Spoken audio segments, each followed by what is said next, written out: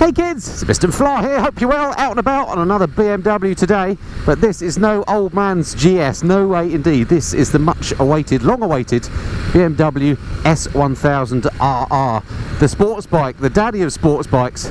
Now the last time I rode an S1000 was a few years back, absolutely loved it, beautiful bike, really smooth. This one's even improved on that. So if you're interested in the S1000RR, stick around and stay tuned.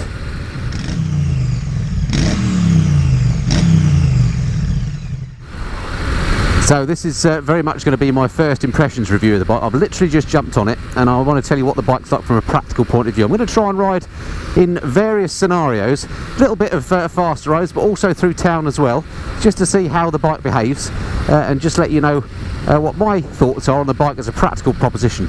Of course I'm not going to be taking it on track, I'm not going to be unleashing its full 200 brake horsepower plus. So if you want that sort of review I'm afraid you're going to have to look elsewhere. But this one really I'm looking at, could you use this as a day-to-day bike? So first thing that strikes me as I jump on is the riding position. Of course it's a sports bike and it is fairly extreme as far as your legs are concerned. Your legs are tucked right up high in a sportly tuck as you would imagine. They feel really high up actually compared to other bikes I've ridden. My normal sports bike personally is a Panigale and this feels far more tucked up than that, although the handlebars are much wider and give you much better leverage. It's not an uncomfortable position at all. Now I'm a sort of medium-sized chap, 5'8", and I'm finding this bike, I have to say, as sports bikes go, comfortable. Now most people will tell you sports bikes aren't comfortable, and in the main I would agree, but if you ride one regularly then your body does get used to it, and you don't have to be doing it for very long. When I first got a sports bike it took me about a week to get used to it, but this one instantly feels comfortable to me. But as I say, I'm only a medium-sized fella, not sure how it would fare if you're a big chap. Just moving back on the seat, there is plenty of room actually, I can lean back a long way. I think this one would probably cater for taller chaps as well. I think one of the criticisms of the previous RR was it felt a bit small for taller riders. I think you're going to be slightly better off on this one. Whilst I'm just trundling along to get to a slightly faster road, let's go through some of the other practical aspects. Mirrors on here, they look quite nice actually. A little bit vibraty though, if I'm completely honest. At certain revs they get very vibraty. We'll see how they go on the faster road, but here I'm just poodling along this suburban street at 30 miles an hour and they are waggling around a fair bit. This particular bike I'm riding, by the way, in case you're wondering, is the S1000RR with the sports pack. So it's got forged wheels, it's got the fancy semi-active suspension, it's got the additional riding modes and so on. I will do a walk around and talk you through the spec of the basic bike shortly. But I mean, my initial impression of this is that it's a very plush machine indeed. Really nice finish on it as well. I mean, BMWs are known for good fit and finish, aren't they? But little things like the little BMW badge here next to the key look is just fantastic.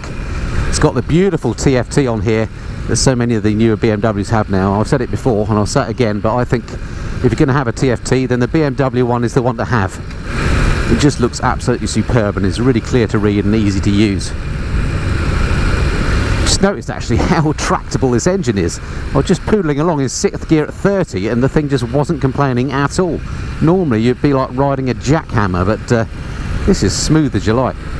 The brakes on it are absolutely eye-poppingly sharp. I've not tried the back yet, let's just have a look behind, let's try the rear brake. Yeah, the rear brake's pretty good as well actually, but the front brake, my goodness me, you touch that and she stops very quickly indeed, which is handy because this is a brute of a bike. What I'm interested to see though is you know, what it's like practical riding here on UK roads. Of course this is going to be a weapon on track, but if you're just going to splash your cash on one bike, could you live with this day to day?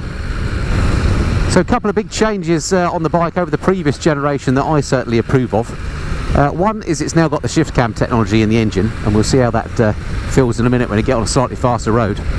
But the other thing which appeals to me, I know it's a bit sad, but they've changed the aesthetics of the bike. I mean, it's basically a new bike, but the front now is no squinty affair, but it's nicely symmetrical.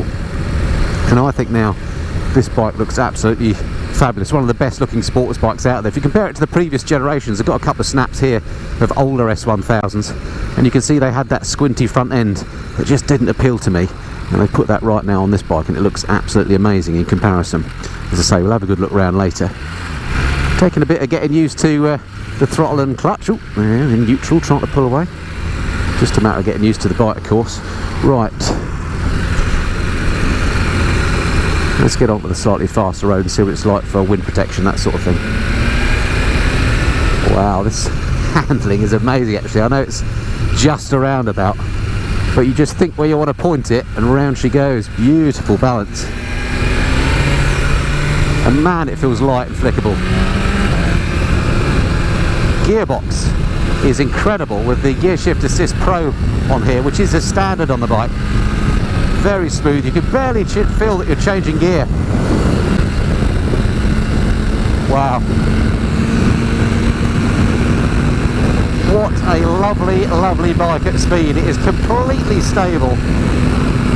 No dirty air coming at me, it's a completely smooth airflow. And here I am, I'm going at slightly naughty speeds, but I tell you what, it feels like I'm poodling along at 30. It is just as relaxed as you like on the motorway. If you were going to go on tour, you could tour on this bike, because there's no drama at high speed on faster roads. Lovely. One word that comes to mind actually to describe this at the moment is just civilised. I mean, obviously the bike is a beast and a weapon, but it's so easy to drive there. So forgiving, my goodness me.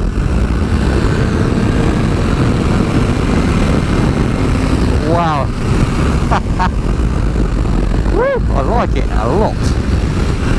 Oh man, I'm going to have to talk to my friends at BMW UK and get one of these for a bit of a long-term loan so I can get properly under the skin. And initial impressions, right, ain't going to be enough. Alrighty, it's superb on faster roads. Let me head towards Marlow and see what she's like through a busy town. Just before I do that, just have a listen to this.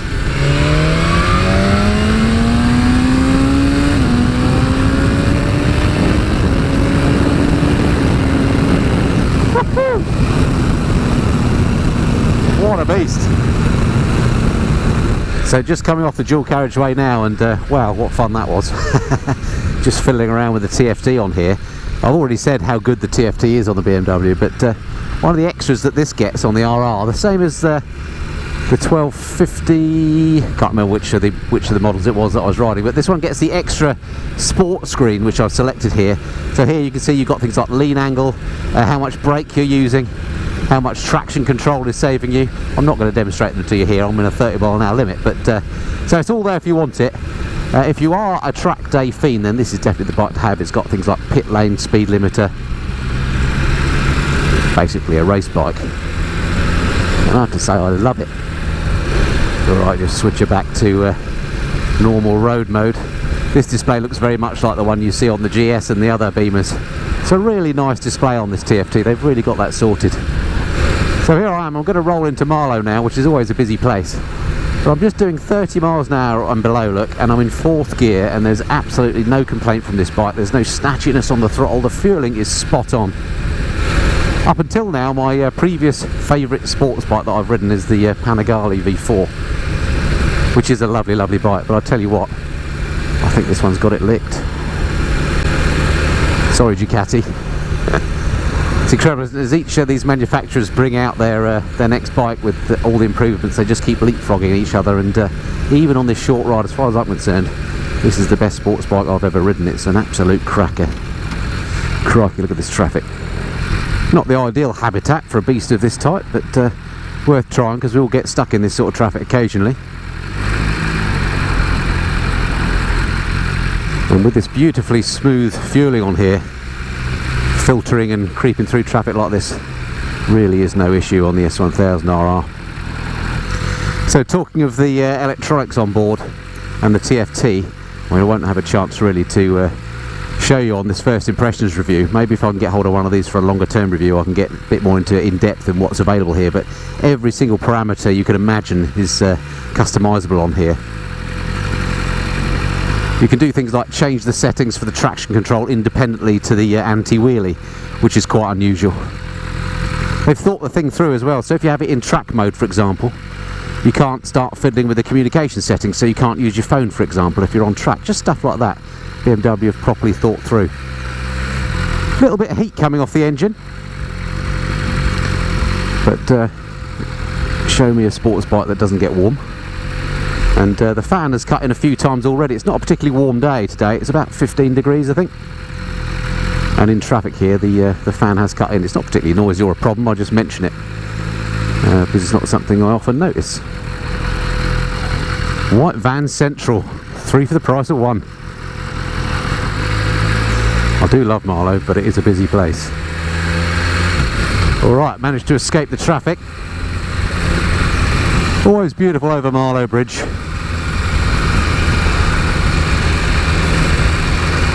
Right, and then the road that's just down here has got a few little twists and turns in it, which would be quite nice to explore the handling again. It really is a sort of a point and shoot bike, this. Just think about where you want to go and the bike goes there. Very little input required seemingly on the handlebars. Beautiful balance. It's so smooth, that engine. You just don't notice at all when the shift cam kicks in. You've just got a continuous wave of torque and power that seems to be never ending. Beautiful balance. So far, the only thing that I can find on the bike that I don't like, and I like, in the interest of balance, I like to try and find something negative, is the turning circle seems a bit rubbish. You quite quickly, if you need to turn, you know, fairly sharply, you quite quickly get so that the handlebar hits the side of the fuel tank. So, minor point, but just something to be aware of. In terms of its height, I can get my feet flat on the deck pretty much. So when I stop at traffic lights and stuff, it doesn't feel ponderous, doesn't feel heavy or like I'm going to drop it. Another one of the changes actually over the previous model S1000 is the bike has lost some weight, even though it's gained all this technology. I think it's something like 8 kilograms lighter. And it does feel lovely and light. Alright, let me crack on up towards one of my favourite spots, the airfield at White Waltham. And hopefully there'll be a spot in the car park and we can do a walk around and I can talk you through the spec in the usual way. Let's enjoy this roundabout en route.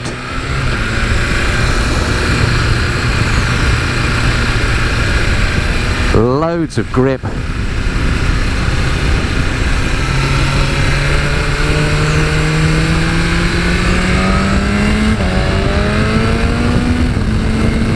See you down there, folks.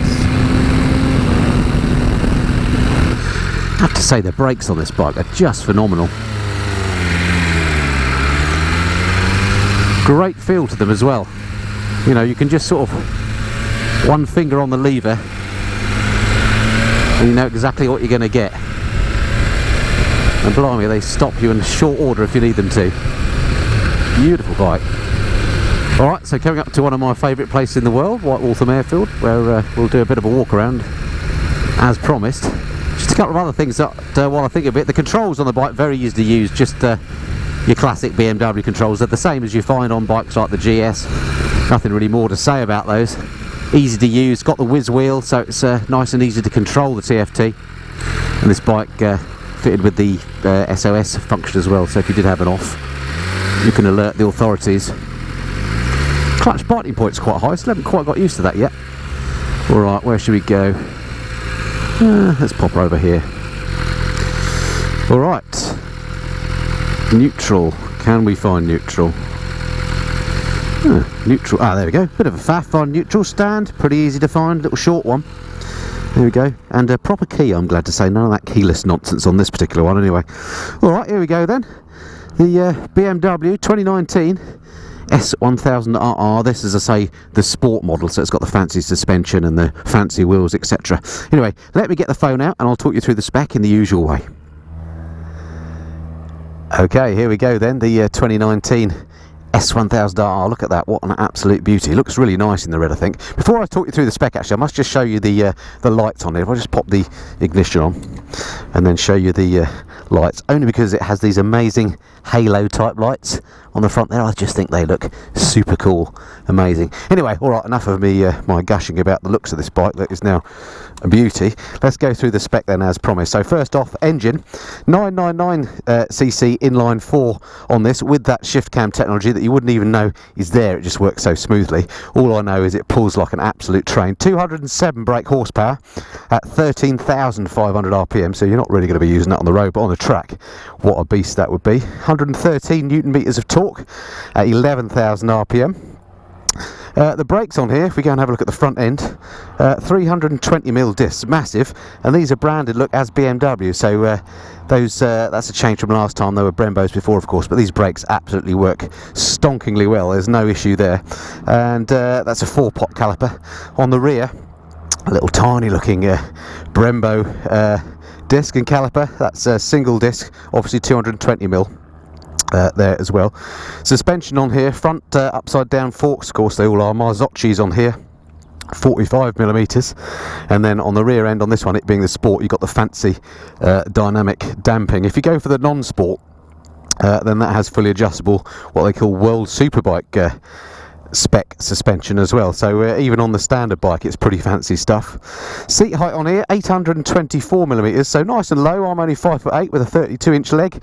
I can get my feet pretty much flat on the floor. It doesn't feel at all ponderous when you come to a stop on this, which is nice. Weight on it, 197 kilograms wet, fully fueled, ready to go. That is a light bike. It looks quite physically big to me, but actually it's very, very light and very, very easy to ride.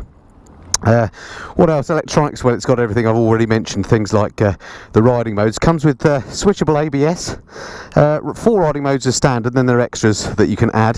The TFT, of course, LED lights, dynamic traction control. It's got rear lift control, would you believe? Gear shift assist pro and hill start control are all as standard, and then there's all the extras that you can add as well. Things like the dynamic damping control, riding modes pro, the emergency call that this one's got, cruise control, heat your grips, you can get a lightweight battery for it, so you name it, you can throw absolutely everything at this bike. And cost, of course, on the road starts from, in the usual BMW way, 15,290 for the basic bike, but you're going to want to spec it up and get some of those extras, so I think budget about 18 and you won't be disappointed. Alrighty, that's the walk around done. Let's jump back on and ride us some more. Okay, let's bring her to life again. Let's have a look at that TFT doing its start-up thing. There she blows. Never tire of watching that. Cool. Right, let's get her started. Some nice pops and bangs comes out of that exhaust, and this has just got the standard exhaust, I think. It sounds really good. Alright, while I remember, I must just say thanks very much indeed to the guys up at Barnstormer in Maidenhead, the BMW dealer for the area, for letting me borrow the bike, as usual, and doing the review. If you've not been up there, and it's well worth the trip, go and check out Barnstormer. Have a look at all their bikes. You can get yourself a free coffee and some biscuits up there. And if you want to get yourself a ride on this very bike, I'm sure they'll be happy to sort that out for you. Mention my name to Aldo, you might get a good deal, you never know. Well, what a beautiful bike this is. So, can I summarise it? It's been just a first impressions review, as I say, so I've only just scratched the surface. I haven't done anything super hooligan on it. Of course, I haven't been on track, I haven't lived with it, but the question I wanted to answer at the outset of this review was, could you have this as your only bike? Could you live with this bike? Is it possible to do everything? And the emphatic answer to that is yes. It's very, very easy to ride. As sports bikes go, it's very, very comfortable. Although you're in a very sort of hyper sports bike pose, your legs are well tucked up, it's very comfortable. The handlebars are nice and wide. There's not a lot of weight on your wrists. In fact, most of it is on my backside. If you want to sit upright, you can do. So comfort, not an issue. The suspension on it is sublime. The handling is amazing. Of course, the power is unbelievable. It goes like a rocket. It is smooth to ride. It is unintimidating, believe it or not, for such a performant bike. Absolutely beautiful machine. I'm smitten by it. I think with the improvements that they've made with the looks of the bike now, if I was in the market for a sports bike, this would be top of the list. This, to me, at the moment, is the best sports bike that money can buy. All right, I hope that's been of some interest to you, and hopefully I'll get to ride this bike a bit more in future. I'm going to have a chat to my friends at BMW and see if I can get one of these for long-term loan, and just to see what it really would be like to live with, because it is a beautiful, beautiful piece of kit. If this is the first time you've been to my channel, by the way, I don't just do bike reviews here on the Missenden Flyer, but I try and do a bit of everything. I do bits and pieces in the garage about how to look after and maintain your bike. I do trips and tours at home and abroad. I do a monthly bike news feature where I review the news of the month, and I even do a monthly live stream as well. It'd be fantastic to have you along. If you've not already hit the subscribe button, please do so, and that way I can catch up with you again soon. Just as I come up to the back of another white van, it wouldn't be a Missenden Flyer review without a few of those. Let's just see, can we take him? Not really. Oh well. Anyway, that's about it for now. Look forward to speaking to you again soon. Until then, this has been the Missenden Flyer. Cheerio.